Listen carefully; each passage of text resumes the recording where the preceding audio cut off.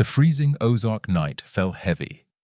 78-year-old Dorothy McAllister slept soundly, unaware of the gaunt coyote now clawing at her back kitchen door, driven by desperate hunger. Everyone said her old three-legged black-mouthed cur, Roy, was a useless burden, barely able to move. But then a low rumble shook the quiet farmhouse.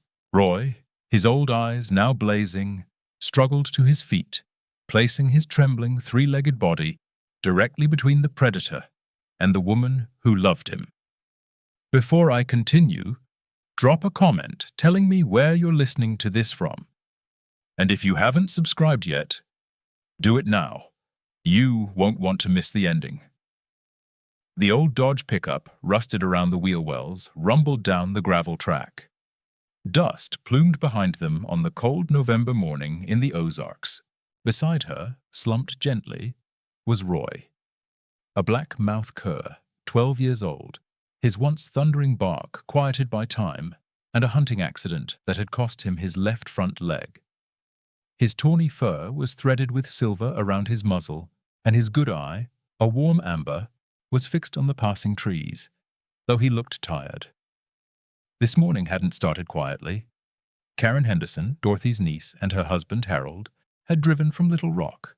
They only made such a trip for important matters. They'd sat in Dorothy's tidy living room, wood smoke lingering, with Roy on his blanket by the hearth. Karen, ever practical, cleared her throat, a sound Dorothy knew well. "Aunt Dorothy," Karen began, a little too bright, "we've been talking about Roy." Dorothy nodded, her gnarled hands clasped. She knew where this was going. They'd hinted at it for months. He's just not himself anymore, is he?" Harold chimed in, leaning forward from the floral armchair. "The vet, Dr. Peterson, he said as much last time. A three-legged old dog is just a liability, Aunt Dorothy. He can't get around. He's probably in pain, and frankly, he's just useless now. It's expensive to feed him, and he just lays around. It's time to be practical." Dorothy looked at Roy, watching with quiet wisdom, his good ear cocked. Pain? Yes, sometimes in the cold. She imagined he felt it. But useless? That wasn't Roy. "He just lays around," Karen continued, her voice softening, yet the message clear. "Honestly, it's expensive to feed him, not practical." She mentioned he might be a trip hazard. They were convinced they were doing the right thing, sparing her trouble, sparing Roy discomfort. They saw a burden, a broken appliance. Dorothy saw a friend. Dorothy listened to the well-meaning arguments about age, cost, and practicality. She let them talk, her silence a steady counterpoint. Harold listed problems. Difficulty with porch steps, struggling to get up, his slow pace. Karen nodded, adding observations about cloudy eyes and how he didn't chase squirrels anymore. When they finally wound down, quiet settled. Dorothy took a deep breath. She looked at Roy, who slowly pushed his head into her hand, nudging for a gentle scratch. "Roy comes home with me," Dorothy said, soft but firm. A strength rippled beneath the quiet words, surprising Karen and Harold. "He always has a place by my side." No argument could stand against her resolve. Karen and Harold exchanged a glance, a mix of exasperation and resignation. They knew Dorothy. Her mind, once made up, was set in stone. They offered groceries, tried to make plans, but the topic of Roy was closed. Soon, the Dodge was back on the road, leaving the Hendersons' misguided concerns behind. Roy, sensing the change, shifted. Dorothy reached over, and he gently laid his head on her thigh. The old truck's rhythmic thud became a lullaby. She stroked his soft fur, feeling his warmth. His tired eyes closed, and he drifted off, trusting completely. Dorothy looked out at her Ozark home, tall pines reaching for fading light. She knew she'd made the right choice. Roy wasn't just an old dog. He was family. And family, she believed, you never gave up on, no matter what. Life at Dorothy's small farmhouse settled into a comfortable rhythm. Roy, with his quiet dignity, quickly found his place. The first hurdle each morning was the trio of worn wooden steps leading from the porch into the house. Dorothy would open the door, then pause, waiting patiently. Roy would gather himself, his back leg bracing, and then, with a concentrated effort, lift his front right paw, pulling his old body up, one slow step at a time. His remaining front leg bore the brunt of his weight, and Dorothy sometimes reached down, her hand a steadying presence.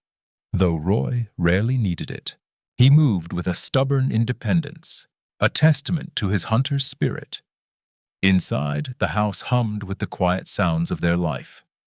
Roy had claimed a worn, braided rug by the old stone fireplace, a spot where the morning sun poured in. Another favorite was a patchwork quilt, carefully folded by Dorothy's favorite armchair in the living room. Here he would stretch out, his long body sighing contentedly, his breath soft and even. He slept deeply now, the way old dogs do, dreaming of chases in sun-dappled woods. But even in his sleep, a sudden creak of the floorboards or the distinct clink of Dorothy's coffee cup would stir him. His head would lift, his cloudy eyes blinking, just to make sure she was still there. Dorothy talked to him constantly, not in long, involved conversations, but in gentle murmurs that filled the quiet spaces of the house. "You need a good nap, old boy?" she'd ask, as he settled onto his rug. "Time for a little supper, Royo?" When the sun dipped below the Ozark ridges, she'd explain her day, the news from the radio, the birds at the feeder. Roy, his good ear swiveling, seemed to understand every inflection, every comforting tone. He was her shadow, a silent, furry companion. From the sunny kitchen, where the scent of baking bread often lingered, to the small, cozy living room with its crackling fire, Roy was always just a few steps behind. The soft thump, thump, thump of his 3 legs on the wooden floor became as familiar as the ticking of the grandfather clock in the hall. He might not be able to run and hunt like he used to, but his presence was a warm, steady comfort. When Dorothy settled into her armchair for the evening, a book in hand, Roy would slowly, carefully make his way over. He'd nudge her hand with his wet nose, a request she always honored with a gentle scratch behind his ears, right where he liked it. Then, with another soft sigh, he'd rest his heavy head on her lap. His amber eyes, though a little faded with age, would fix on her face, a silent understanding passing between them, deeper than any words. In those quiet moments, Dorothy knew she had done right by him. Roy wasn't a burden. He was a heart, still beating strong, still full of quiet loyalty. He was a veteran of years, deserving all the rest and love she could give him. The old farmhouse truly came alive with Roy's presence, not with noise, but with a settled, quiet hum. Dorothy had always liked her solitude, but Roy filled the empty spaces that even she hadn't realized were there. Every morning, the ritual began the same way. Dorothy would wake before the sun, put on the coffee, and then, before it was even brewed, she would call to Roy. "Time to get up, sleepyhead," she'd murmur, her voice raspy with morning. Roy, who often started his slumber on his special quilt by the hearth, would slowly, deliberately stir. He'd push himself up, his 3 legs adjusting, a soft groan escaping him, and then he'd make his way to the kitchen. He rarely rushed, but he was always there. Dorothy would be at the stove, frying a single egg for her breakfast, and she'd often break off a small piece, cooled, and offer it to him. He'd take it gently from her fingers, his old tongue soft against her skin, a silent thank you. Then he would settle on the worn linoleum, his eyes watching her every move, never begging, just being present. "You're my best helper, aren't you, old boy?" she'd whisper, and he'd respond with a soft thumping of his tail against the floor.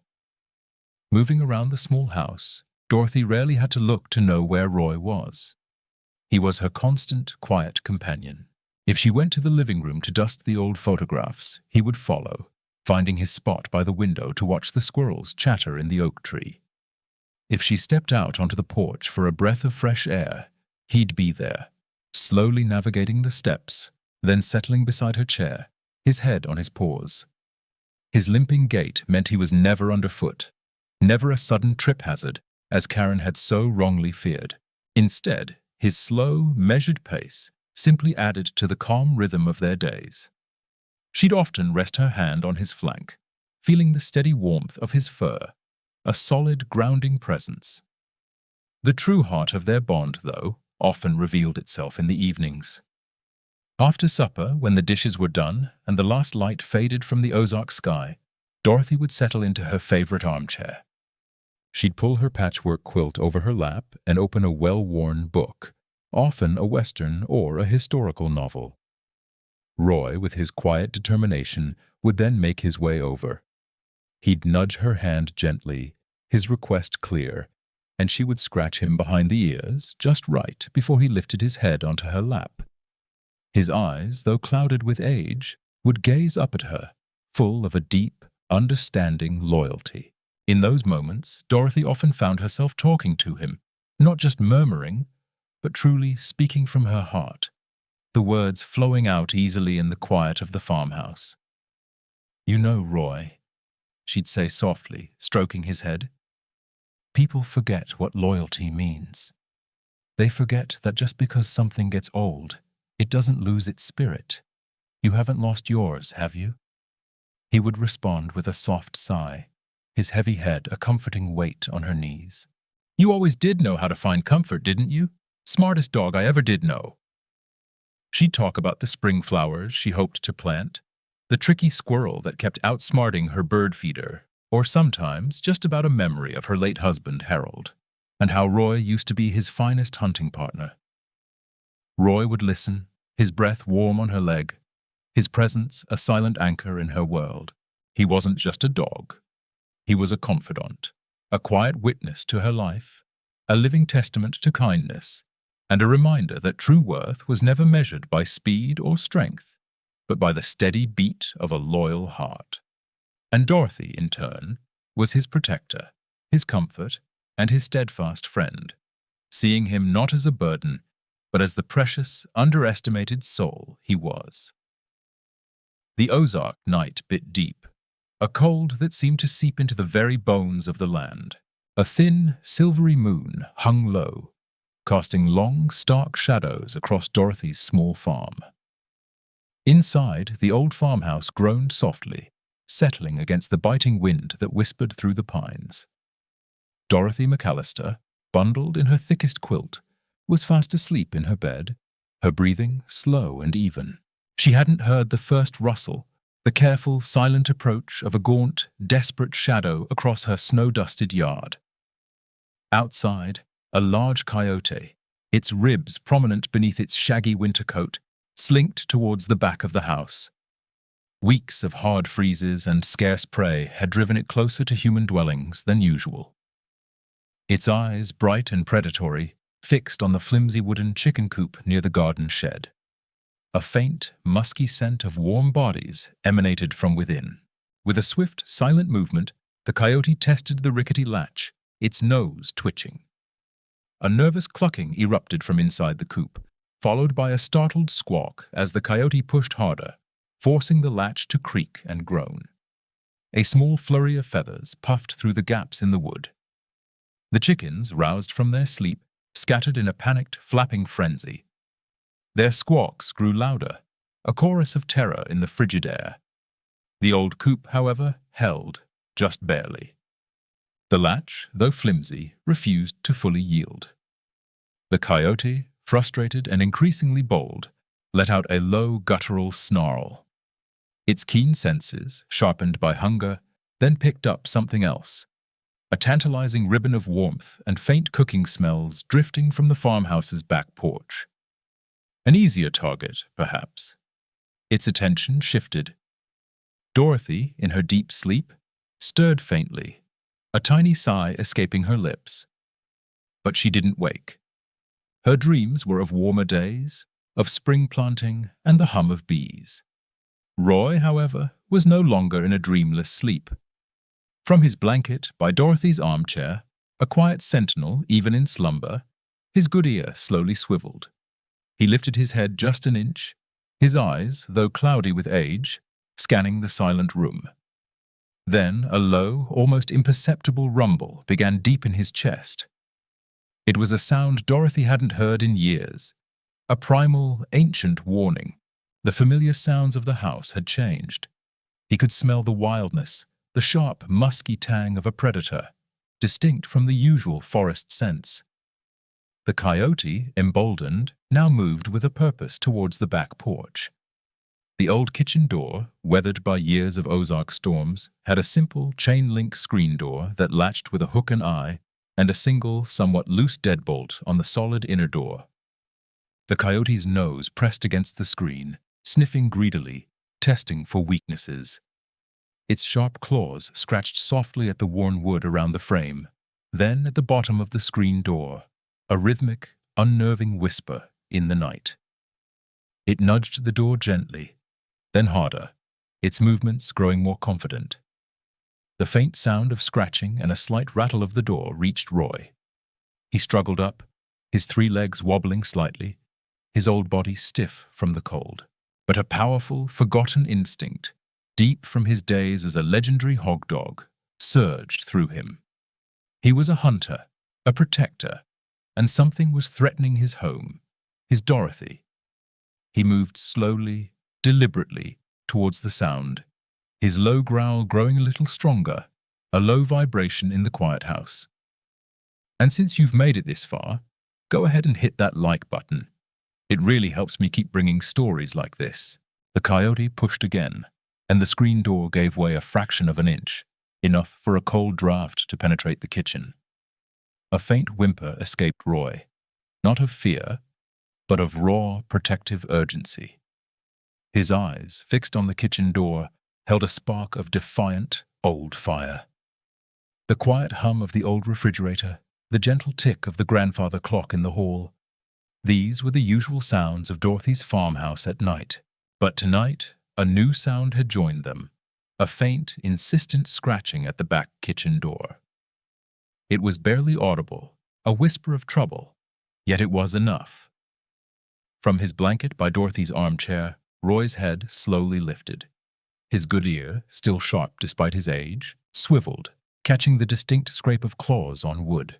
A low, guttural growl rumbled deep in his chest, a sound born of instinct, a warning forgotten by years of comfortable slumber. Dorothy slept on, oblivious, safe in her bed. But Roy, the dog everyone had called useless, was wide awake. A primal instinct, dormant for years, now flooded his old frame. Something was wrong. Something was threatening his human, his home. He struggled to his feet, his 3 legs wobbling slightly from stiffness and age. His breath came a little faster, a silent urgency replacing the soft snores of moments before. He hobbled, slowly but purposefully, towards the kitchen, his low growl growing into a series of ferocious barks that echoed through the quiet house, shattering the peaceful night. He positioned himself directly in front of the kitchen door, his old body a shield. Through the thin wood, he could smell the wild, musky scent of the interloper, taste the cold fear of the night. The coyote outside, emboldened by the flimsy door and the apparent lack of resistance, pushed its nose harder against the screen. A sharp, predatory whine escaped it. That was all Roy needed. He didn't think. He simply acted. With a surge of strength that seemed impossible for his years, he lunged, slamming his body against the door.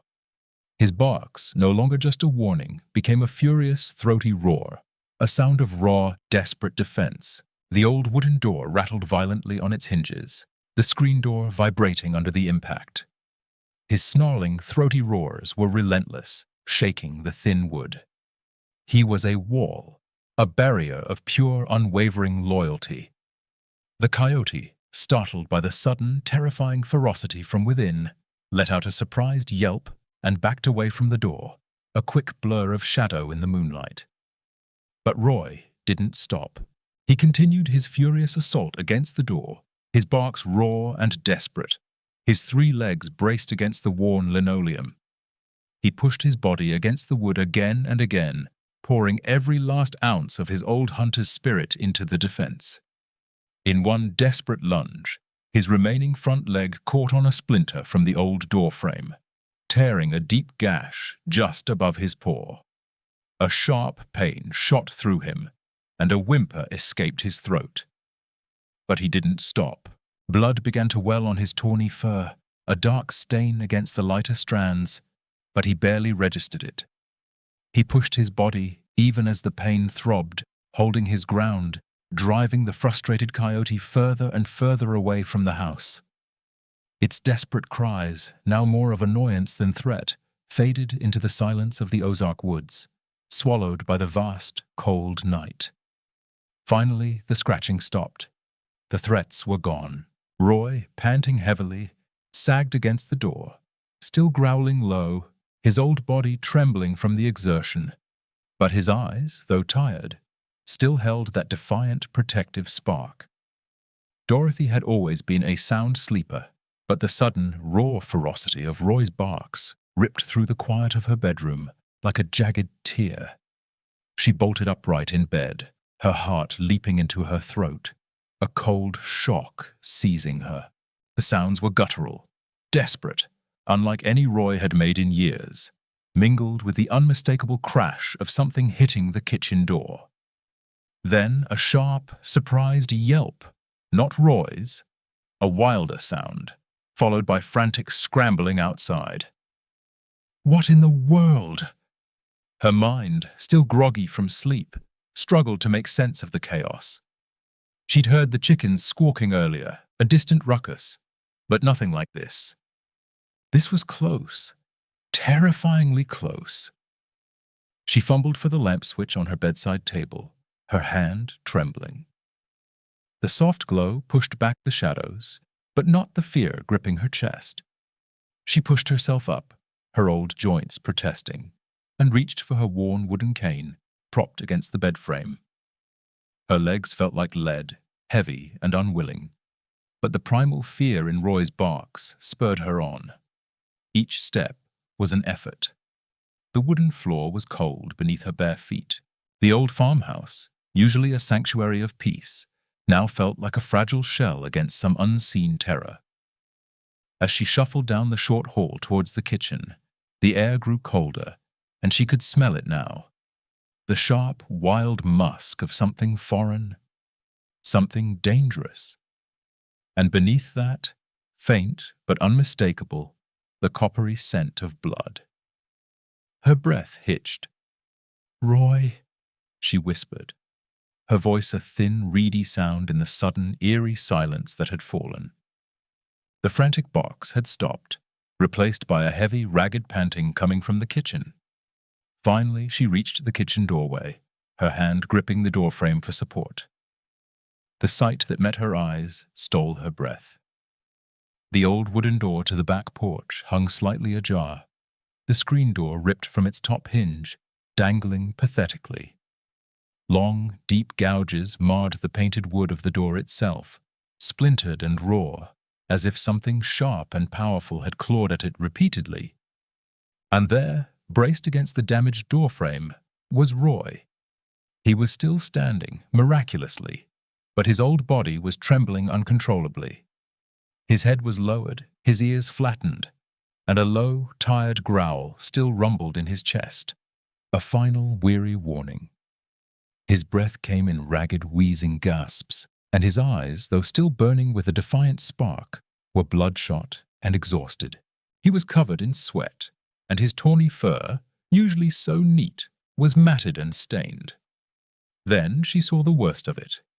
A dark, ugly gash, jagged and deep, ran along his remaining front leg, just above the paw, where he must have braced himself against the splintering wood. Crimson blood welled from the wound, staining his fur a sticky, horrifying red, dripping slowly onto the old linoleum floor. Her heart broke at the sight.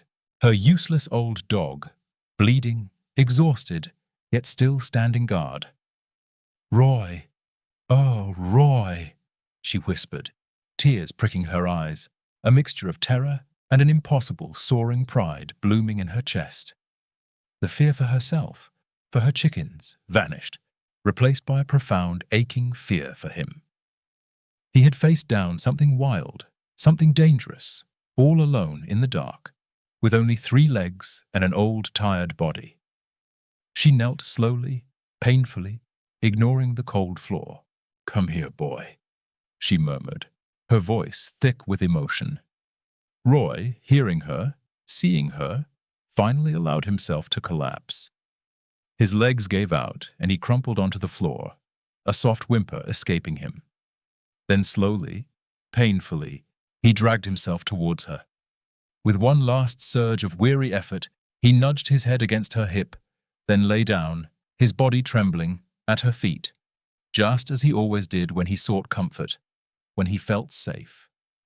His amber eyes, though dimmed by exhaustion, locked onto hers, full of an unwavering, profound loyalty. He was broken, bleeding, but he had held the line. He had protected her. And in that moment, Dorothy knew with an absolute certainty that he was anything but useless. He was her hero. The rest of that long, cold night, Dorothy didn't sleep a wink.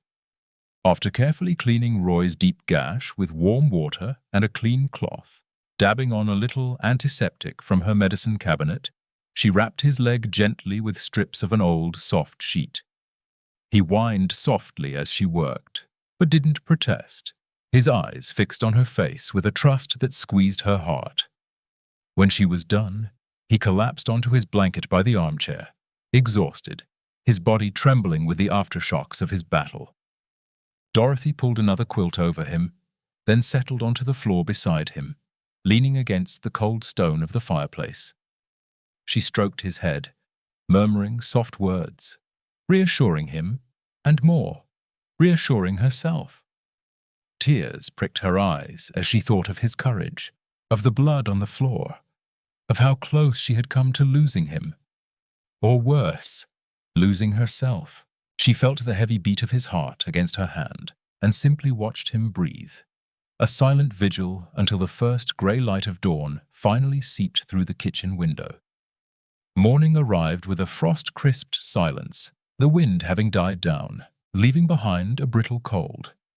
Dorothy was stiff and weary, her own body aching, but Roy, though bandaged and limping even more noticeably, seemed calmer. He still bore the raw scrape on his muzzle, a badge of his bravery. He lay quietly on his blanket, alert but resting, still occasionally looking towards the damaged kitchen door, a deep, quiet vigilance in his eyes. It wasn't long before the familiar rumble of Karen and Harold Henderson's old Dodge pickup sounded on the gravel track. They had called ahead, worried about Dorothy after the exceptionally cold night. But she hadn't mentioned anything about the Coyote. Karen hurried onto the porch, her voice a little too loud, bustling with concern. Harold followed, carrying a small box of groceries. "Aunt Dorothy, are you all right?" Karen called out, stepping into the living room, then stopping dead. Her eyes took in the scene. Dorothy, looking haggard and pale by the fireplace. Roy, bandaged and worn, on his blanket. And then, as she glanced towards the kitchen, the sight of the ripped screen door, dangling from one hinge, and the deep jagged gouges in the wooden inner door. Harold, walking past her, dropped the grocery box on the kitchen table with a thud. He saw it too. The broken door, the splintered wood, the faint, dark stain on the linoleum that even Dorothy's hurried cleaning hadn't entirely removed. He stepped back, his eyes narrowing, then turning to Roy, who now watched them with a quiet intensity from his blanket, his bandaged leg clearly visible. What happened?" Karen whispered, her voice losing its edge, replaced by a dawning horror. She walked slowly towards the door, touching the splintered wood. "Coyote," Dorothy said, her voice raspy from exhaustion. She didn't offer details. She didn't need to. The evidence was all around them. Karen knelt, her eyes scanning the floor, then following the faint, dried blood trail from the door to where Roy lay. She saw the scratch on his muzzle, the exhaustion in his old eyes, the way his body seemed to ache with every breath. She remembered her own words, sharp and clear in her mind. He's just useless now. It's time to be practical. A liability. Just lays around. She looked from the claw marks on the door to Roy, then to Dorothy, who simply watched her with weary but steady eyes. Harold stood by the kitchen table, his shoulders slumped, his face pale. He looked at the mangled door, then at his wife, then at the old dog. The arguments about Roy's uselessness and burden died on their lips, unspoken, replaced by a profound, humbling silence. Shame washed over Karen, a cold, bitter wave. Here was the useless dog, the liability, still protecting the woman he loved, even when he could barely stand. They stood, witnesses to an impossible courage, an unspoken debt repaid in blood and raw old instinct. The air in the kitchen grew heavy with their unspoken understanding. The days that followed were quiet, filled with a gentle rhythm of healing. Roy's gash slowly mended under Dorothy's careful watch, though the scar tissue added another line to his map of old battles. He was slower, certainly, his limp a little more pronounced, but his amber eyes held a depth of loyalty that seemed to shine even brighter now. Dorothy nursed him with the same tender care she'd given countless orphaned animals over the years, a quiet devotion that needed no words. She spoke to him in soft whispers, praising his bravery, thanking him for saving her, for standing his ground when no one else would have. Roy, in turn, remained her steadfast shadow, albeit a slower one.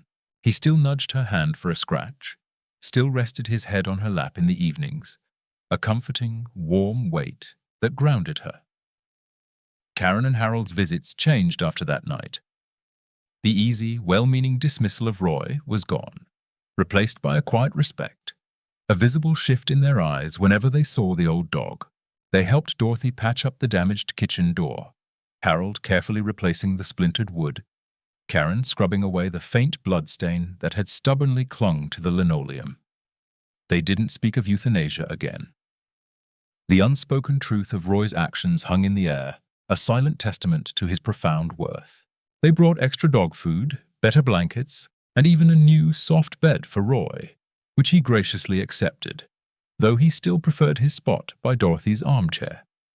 One crisp afternoon, a few weeks after the Coyote incident, Karen found herself alone in Dorothy's living room. Dorothy was out in the small garden shed, looking for a forgotten tool. Roy lay stretched out on his blanket by the fireplace, his bandaged leg now just a fading memory beneath his fur. He was dozing, his breath soft and even. Karen watched him, her hand unconsciously tracing the pattern on her sweater. She remembered the day she'd argued for his removal, for his quiet end. She'd seen him as a burden, a drain, a faded memory of his former self. A dog who couldn't hunt, couldn't run, couldn't protect. She'd been so wrong. Slowly, carefully, Karen moved from her chair and knelt down beside Roy. He opened one eye, then the other, looking at her without judgment, just quiet acknowledgement. His tail gave a single, slow thump against the rug. Karen reached out a tentative hand, not quite sure how he would react. She stroked his head gently, feeling the coarse warmth of his fur, the steady pulse beneath her fingers. She felt a profound wave of regret, of shame for her earlier words. She didn't say anything. She didn't need to. Her touch, her silent presence, spoke volumes. Just then, Dorothy came back into the living room, a rusty trowel in her hand. She paused in the doorway, taking in the scene. Karen, kneeling beside Roy, her hand resting on his head, the old dog leaning into her touch. Roy's eyes, soft and contented, looked from Karen to Dorothy, then back again. Dorothy smiled, a gentle, knowing smile. "You know, Karen," she said, her voice soft, not triumphant, just true. "Sometimes the ones we think have nothing left to give, those are the ones who show us what real worth truly is." If this story moved you, subscribe to the channel, leave a like, and share it with someone who needs to hear this today. Your support is what brings these stories to more people.